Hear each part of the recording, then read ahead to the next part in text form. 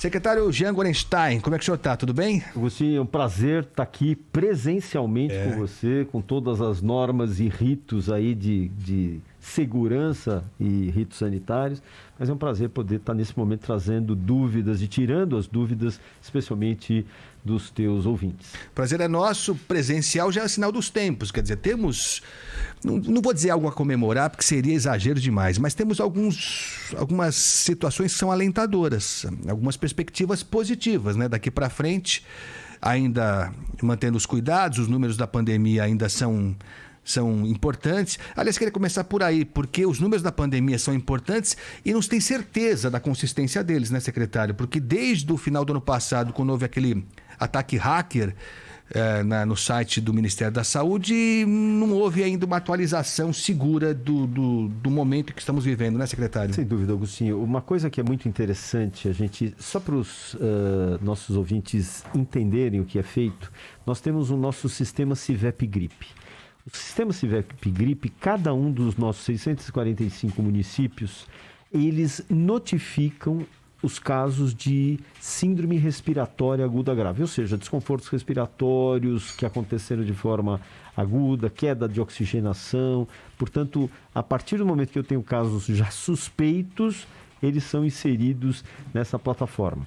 Essa plataforma permite que o Estado veja esses números e também o próprio Ministério, fazendo então a consagração da casuística, do número de casos que a gente tem.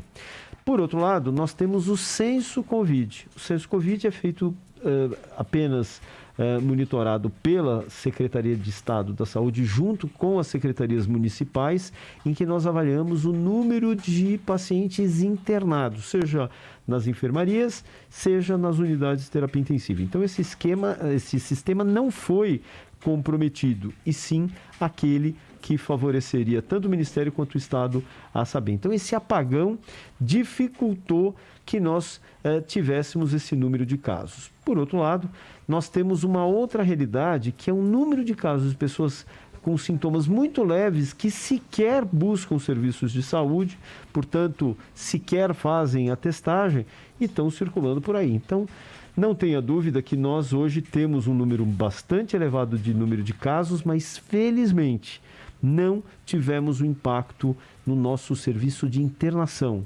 seja de UTI, seja de enfermaria. Tivemos sim um aumento na enfermaria de pessoas que acabaram sendo internados, especialmente idosos e portadores de doenças crônicas, com tempo de internação muito mais curto, em média 3 a 4 dias, e que a grande maioria é relacionada mais à influenza, à gripe, e não à própria Covid. Aliás, sobre isso, secretário, você falou que existe um número incalculável, não dá para saber, de pessoas que podem ter algum sintoma leve, mas que não procuram uma unidade de saúde.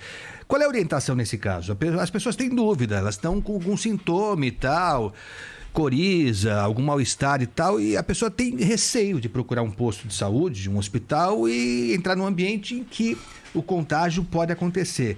A orientação qual que é? Teve algum sintoma, procura obrigatoriamente uma unidade de saúde? O que, na verdade, existe é a nossa necessidade hoje de termos a diferenciação se isso é uma gripe, se isso é Covid, e especialmente qualquer uma dessas entidades para pessoas com um problema na sua imunidade, problemas com comorbidades, ou seja, portadores de outras doenças cardíacas, diabetes, doenças pulmonares.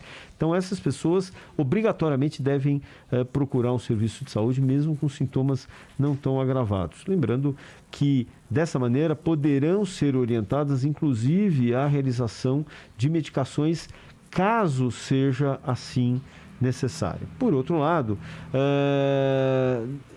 grande maioria hoje que tem procurado serviços de saúde, elas têm uma multiplicidade de vírus que estão expostos.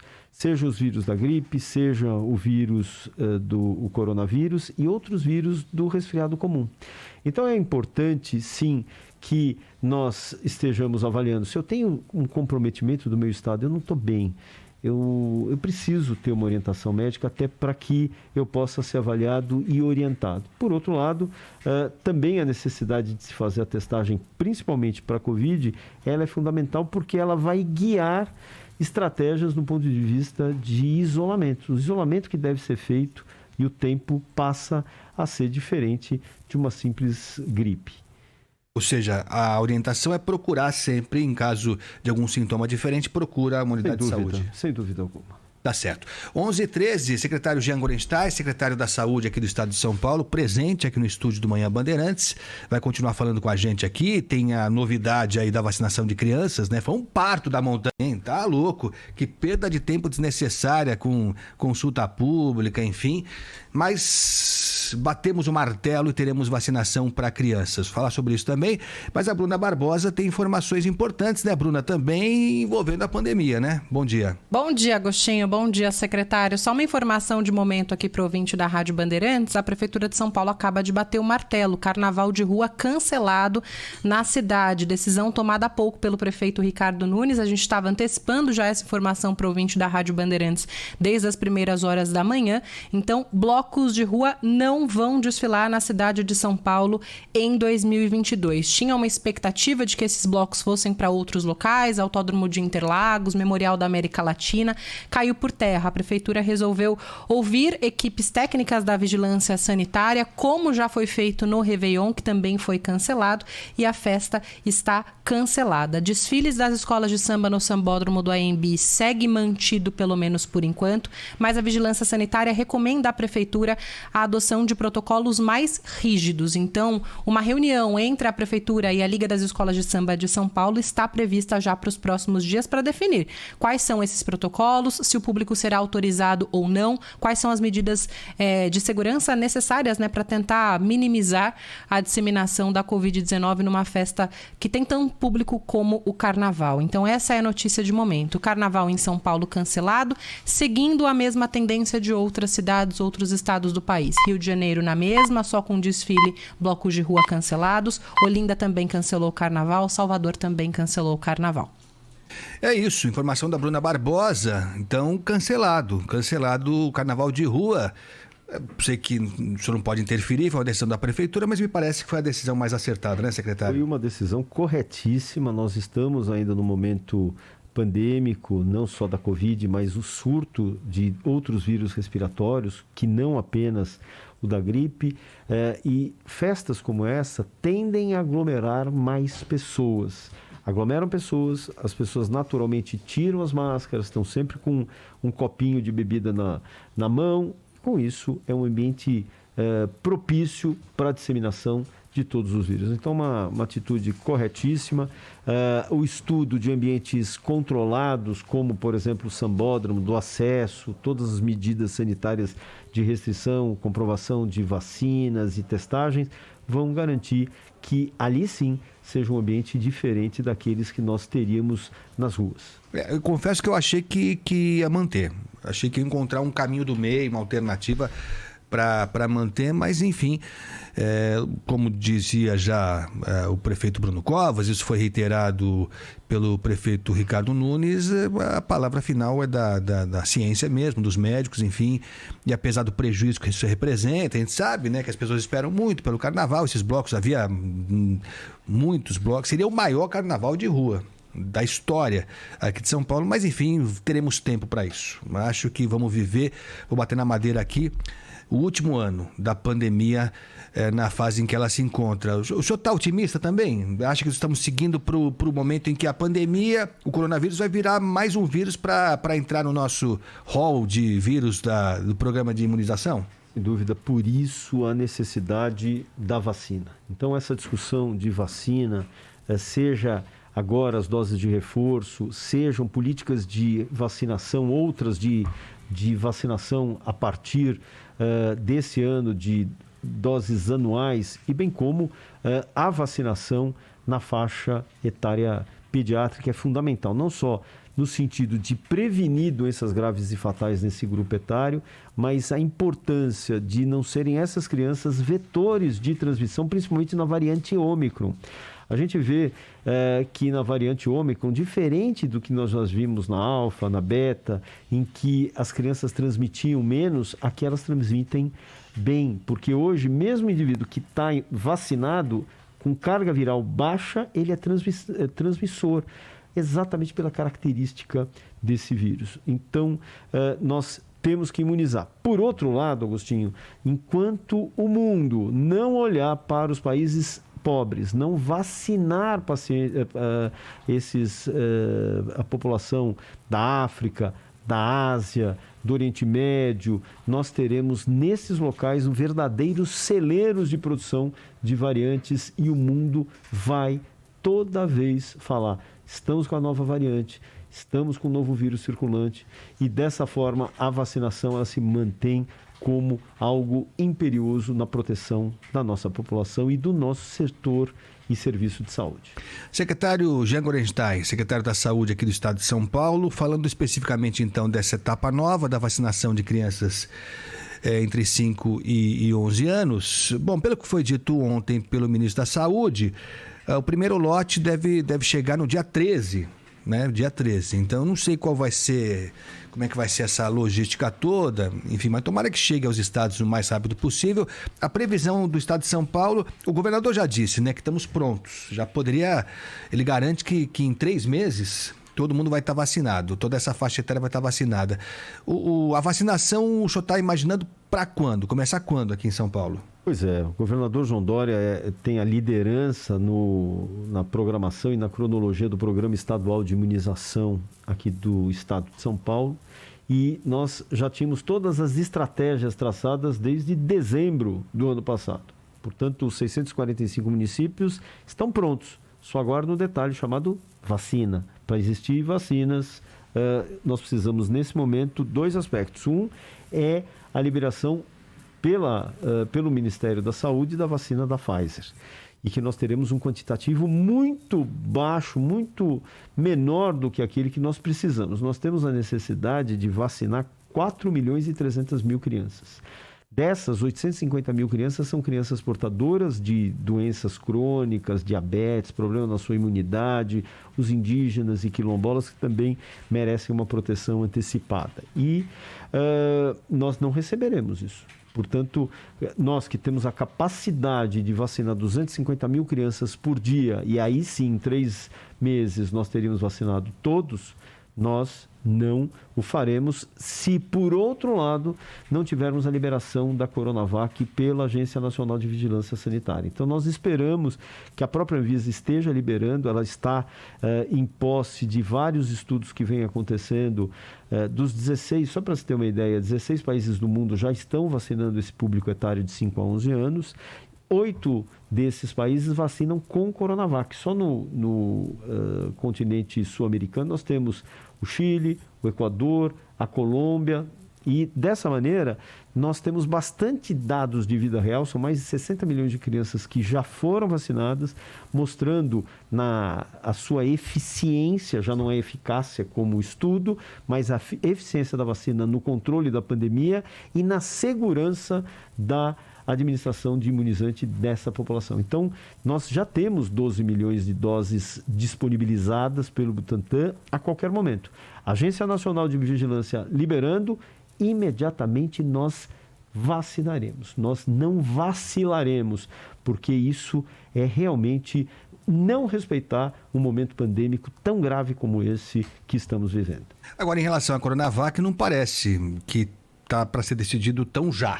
Né? Não parece que a Anvisa está tão propensa a iniciar essa avaliação, me parece isso, para a Coronavac atender crianças de 5 a 11 anos. Então vamos ter que contar com a Pfizer mesmo, esse programa na verdade, do Ministério, né, secretário? Na verdade, a Anvisa está dando realmente uma atenção bastante qualificada e pormenorizada, felizmente, entendendo que é uma emergência pandêmica, entendendo que essas crianças elas precisam ser protegidas tanto pelo risco de doença grave e fatal em algumas situações, especialmente em crianças que têm problema na sua saúde, seja imunidade ou problemas na sua saúde, e também como dispersores de vírus.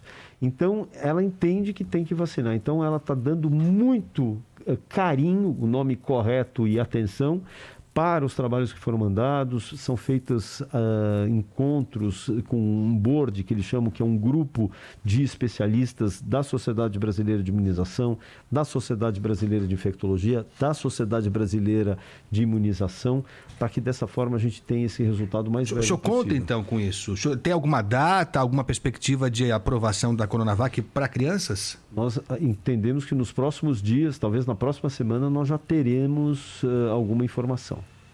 Positiva. Positiva, esperamos que positiva. Há sinais claros. Há sinais claros, grande número de informações que foram solicitadas, foram enviadas, estão sendo analisadas, então eu tenho realmente, particularmente, um olhar bastante otimista para isso.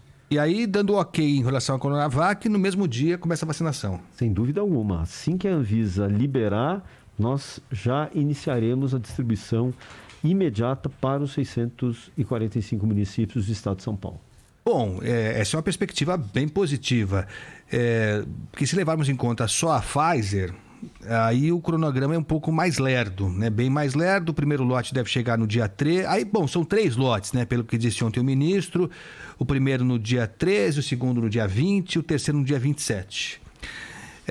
E aí, não seria possível, levando em conta só a Pfizer, né? Não seria possível você imunizar as crianças com 2 doses antes do início do ano letivo, né, secretário? Pois é, isso é algo muito ruim. É claro que a gente não faz nenhuma associação de início de aulas e vacinação, mas, sem dúvida alguma, é importante a gente, inclusive, se fazer valer das próprias escolas como pontos de vacinação. Isso ajuda muito, a gente já viu em outras vacinas o quanto os pais se sentem muito mais tranquilizados tendo um ponto de vacinação dentro da escola do seu filho, diminui o seu trabalho por toda a questão logística de trabalharem, mãe de um horário, pai do outro, e com isso acabam sendo e vacinando mais os seus filhos.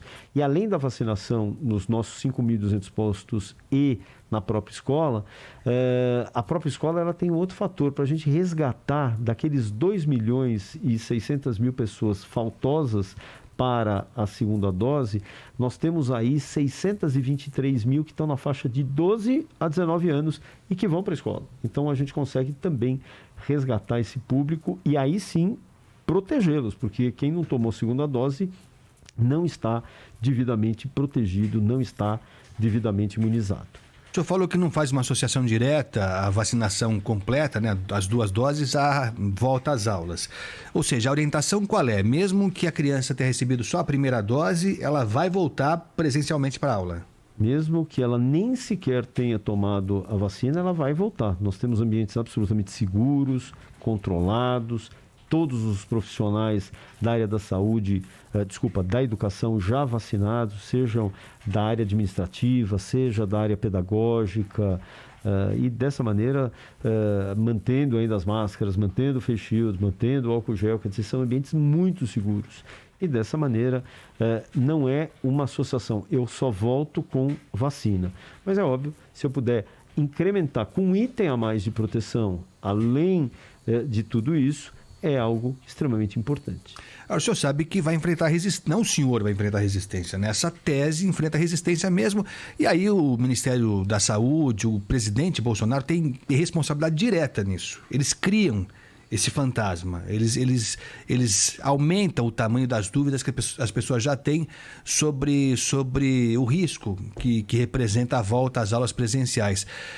O senhor, o governo de São Paulo vai fazer algum trabalho de divulgação, enfim, de orientação das pessoas, porque vai haver essa resistência do pai e da mãe. Mas essa resistência é de um grupo muito pequeno. A maior parte dos pais, das mães, dos avós, dos responsáveis querem que seus filhos voltem. As próprias crianças querem e precisam voltar. Porque é muito bonito quando você coloca teu filho na tua casa, jogando videogame e fingindo que está assistindo aula online, e aí ele está com fome, ele vai para a geladeira e ele volta. É uma realidade. Agora a gente tem muitas crianças que dependem da escola, tanto para se alimentar, como proteção social, como, ao mesmo tempo, dependem da escola para proteção social no que tange a violência sexual, violência do próprio local onde vivem, de serem, muitas vezes, agredidas, e aí vai, o trabalho infantil. Então, é muito importante. A escola é algo fundamental. E mesmo para classes mais abastadas, voltar, não só no ponto de vista de socialização, mas de educação, ela é algo fundamental e importante. Nós não podemos ter esse fator impeditivo que não é sequer necessário. Você vê, no mundo só 16 países que vacinam e os outros já começaram e nem pararam as suas atividades, mesmo no auge da pandemia. Nós tivemos um momento em que deixamos a escola voltada só para esses indivíduos com proteção social, naquela fase emergencial, mas em nenhum momento as escolas estiveram fechadas. Isso é algo que é importante em qualquer momento pandêmico. Nós estamos conversando aqui na Rádio Bandeirantes com o secretário estadual da Saúde, secretário Jean Gorenstein, presente aqui no nosso estúdio central. Secretário, fazer uma pergunta que pode parecer menos importante, mas é uma dúvida que tem surgido aqui. E acho que faz algum sentido. Bom, foi definido um prazo de 8 semanas, né? Entre a primeira dose e a segunda dose. Eu queria saber o que o senhor acha disso, porque em outros lugares não é tão larga essa diferença. Há explicações do governo federal de que mesmo quase insignificantes as reações que as crianças têm com a vacina, mas eles querem ser mais realistas que o rei, então 8 semanas entre a primeira dose e a segunda dose. Queria que o senhor falasse um pouco sobre isso. O senhor não acha que é muito largo esse prazo, que poderia ser abreviado? Se há alguma chance de reduzir esse prazo, até para ter essa celeridade necessária para a imunização das crianças.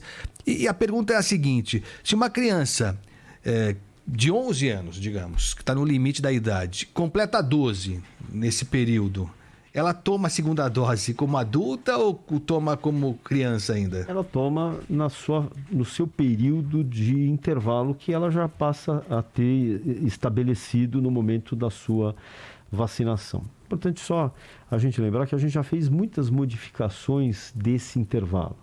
Esse intervalo no início foi de 8 semanas e ele foi exatamente de 8 semanas porque nós não tínhamos um quantitativo de vacinas. E frente a emergências e necessidades pandêmicas, houve a necessidade de encurtar esses períodos. Nesse momento, nós voltamos a ter uma quantidade muito menor de vacinas para crianças. Por isso que esse prazo foi estabelecido. Quando, na verdade, a partir de 3 semanas, já temos a possibilidade de imunizar. É só para se ter uma ideia, para o ouvinte entender qual é a importância de uma segunda, de uma terceira dose. Quando eu dou a dose do meu imunizante, eu promovo um estímulo do meu sistema de defesa para produzir algumas proteínas chamadas anticorpos, que vão contra o vírus. E eles sobem, esses anticorpos, e aparecem.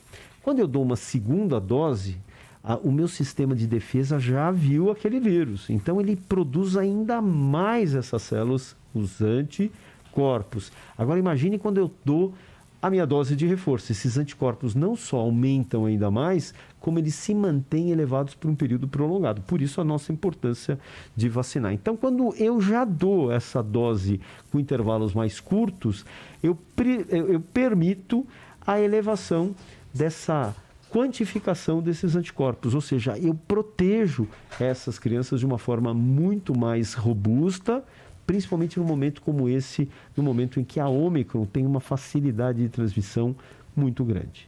Quer dizer, esse intervalo de 8 semanas não tem nada a ver com risco evidente de alguma reação adversa e tal. É falta de vacina mesmo. Pois é, essa é a grande justificativa embutida nessa informação. Tá. E só para eu entender direitinho aqui, se o meu filho tem 11 aninhos, ele vai ser vacinado, ele recebe a vacina, a primeira dose de criança, aquela que é a dosagem pediátrica e tal da Pfizer. Aí ele completou, antes da segunda dose, 12 anos.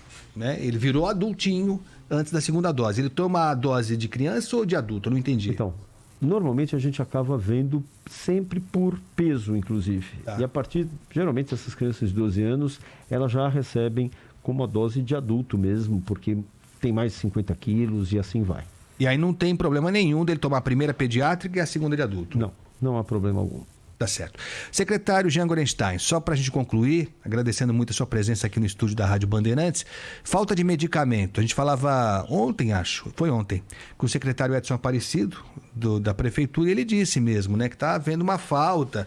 Já foi pior, segundo ele, mas ainda há locais na rede privada e na rede pública de falta de medicamentos, até alguns simples, para gripe, porque as pessoas estão procurando. Eu mesmo fui procurar essa semana uma farmácia para comprar um xarope. Cadê o xarope? Não tem xarope. E não tem medicamento básico de gripe, aqueles que as pessoas tomam até indevidamente com automedicação, enfim, mas está faltando e em alguns lugares não há previsão. Como é que está isso na rede estadual? A rede estadual, ela já teve essa antecipação, vendo o número de casos de gripe já presentes, entendendo que a melhor terapia, o melhor medicamento para casos moderados e graves, portanto, aqueles que estão dentro do ambiente hospitalar, no sentido de diminuir não só a transmissão, mas diminuir o impacto de doença, é o oseltamivir, que é o nome comercial Tamiflu. E fizemos uma aquisição bastante robusta, não estamos com problema de medicação na rede estadual, estamos apoiando algumas regiões, mas nós estamos orientando que a utilização dessa medicação esteja destinada a pacientes com quadros moderados e graves, portanto, dentro dos ambientes hospitalares, ou com quadros leves, porém, com risco de desenvolver formas graves de doença, como mulheres grávidas, lactentes, portadores de doenças crônicas, idosos. Então, esses sim passam a ter uma proteção com o uso da medicação. Então, é importante que o profissional da linha de frente, especialmente no pronto atendimento, tenha essa sensibilidade, senão vai faltar mesmo, porque o número de pessoas que estão indo para as unidades de saúde é muito alto. E introduzir uma medicação como essa deve ter exatamente uma análise dos riscos que eu vou também causar, não só ao sistema, como ao outro paciente que precise muito mais o uso dessa medicação. E para concluir, secretário, falando sobre o influenza, que hoje, eu não sei se dá para dizer que ele preocupa mais do que é coronavírus. É sempre delicado falar isso, mas há um complicador em relação à gripe, porque as doses da vacina que estão sendo aplicadas são ainda em relação à cepa anterior, né? Faltou vacina, enfim. Houve um problema também, claro, eu acho, no programa de vacinação do ano passado, talvez por culpa do poder público, seguramente também, mas porque as pessoas também não foram motivadas o suficiente. Acho que ninguém tinha a dimensão exata do problema que poderia ser a gripe, né? Que ela entrou na nossa convivência já há tanto tempo que a gente até desconsiderou a gravidade dela. Bom, chegamos a esse ponto com gripe e Covid-19. Há alguma chance, secretário, de se antecipar os lotes da vacina da gripe previstos para esse ano ou não? Importante que nós estamos rastreando, nós estamos diante de um surto. E é um surto que tende ainda a se manter ainda nos próximos dias, e que eu digo dias nas próximas semanas, 2 a 3 semanas, e de toda forma não suscitou a necessidade de um processo de vacinação. Alguém vai virar e dizer, mas espera aí, a vacina que nós tínhamos no ano de 2021 era uma vacina que contemplava o H3N2, mas de uma cepa que nós chamamos Hong Kong. A cepa hoje mais prevalente, mais presente, é H3N2 com a variante Darwin. O que existe, principalmente por discussões com a área técnica do Butantan, uma resposta que nós chamamos de resposta cruzada, e isso faz com que as pessoas diminuam a forma grave e fatal. Isso acabou protegendo. O grande problema, Agostinho, a adesão que nós tivemos no ano passado à vacina. As pessoas estavam só olhando vacina de Covid e muitas esqueceram de tomar a vacina para a gripe. Então, por exemplo, no ano passado nós tivemos uma vacinação de 72% para as puérperas, que são aquelas mulheres que tiveram e deram à luz nos últimos 45 dias. Mas as gestantes, 68%. Profissionais da área da saúde, que são eles que estão hoje na porta recebendo a gripe, 66%. Idosos, 64%. Quer dizer, qual era o nosso objetivo? 95% da população alvo ser imunizada, ser protegida. Então, não tenho dúvida que nós hoje vamos ter que aguardar ainda a formulação dessa nova vacina feita, que já está sendo feita pelo Butantan. Muito possivelmente já em março nós tenhamos a disponibilização dessa nova vacina. São 80 milhões de doses produzidas anualmente para o Programa Nacional de Imunização, mas nesse momento nós não temos nenhum indicativo para antecipar a campanha, mesmo com doses que eventualmente sejam residuais do ano passado. Temos sim que observar, manter de uma forma bastante segura as nossas unidades hospitalares, não promovendo a remobilização dos leitos para outras doenças, e sim, portanto, não desmobilizar para outras doenças, e sim mantendo para quadros respiratórios, e ao mesmo tempo manter a medicação como o oseltamivir, que é extremamente positivo e um tratamento bastante eficaz para os casos de gripe moderados a graves. Secretário, só mais uma em relação à Coronavac. O senhor se mostrou otimista, até para minha surpresa, confesso ao senhor. Espero que o seu otimismo se confirme e que a Anvisa bata o martelo a favor da Coronavac.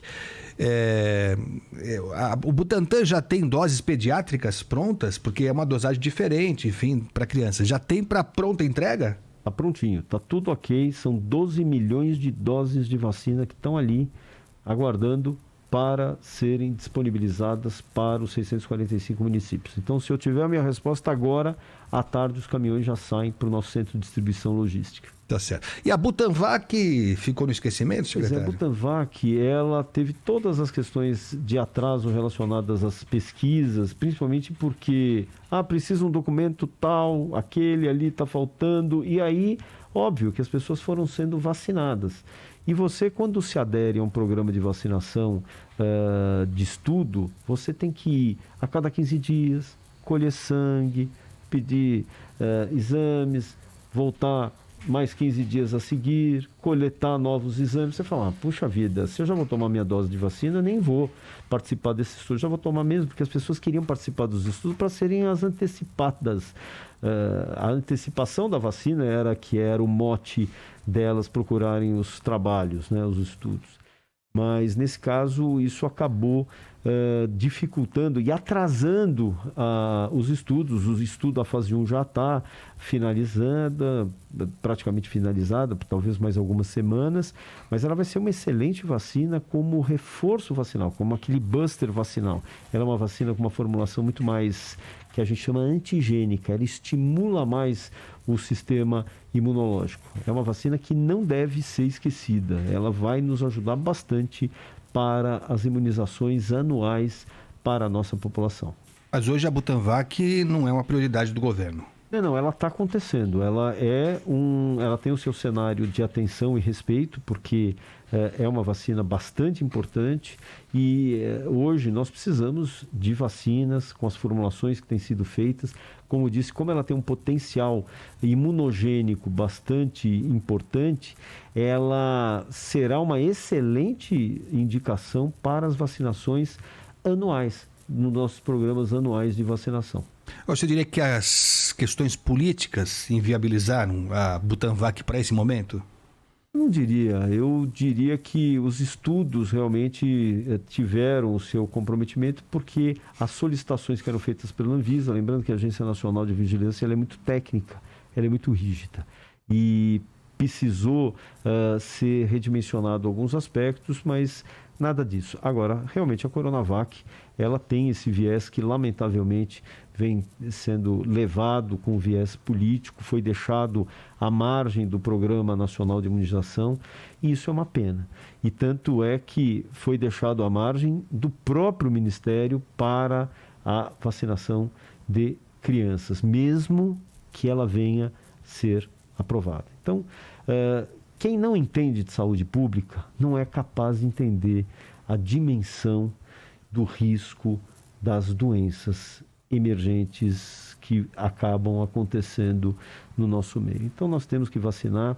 Um país desenvolvido é aquele que tem o duplo pilar de saneamento básico e vacinas. Isso você diminui a mortalidade das pessoas, especialmente mortalidade infantil. E está no Estatuto da Criança e do Adolescente. Elas têm a obrigação de serem protegidas e na verdade, elas têm o direito de serem protegidas e nós, como Estado, a obrigação de fornecer esses imunizantes a elas.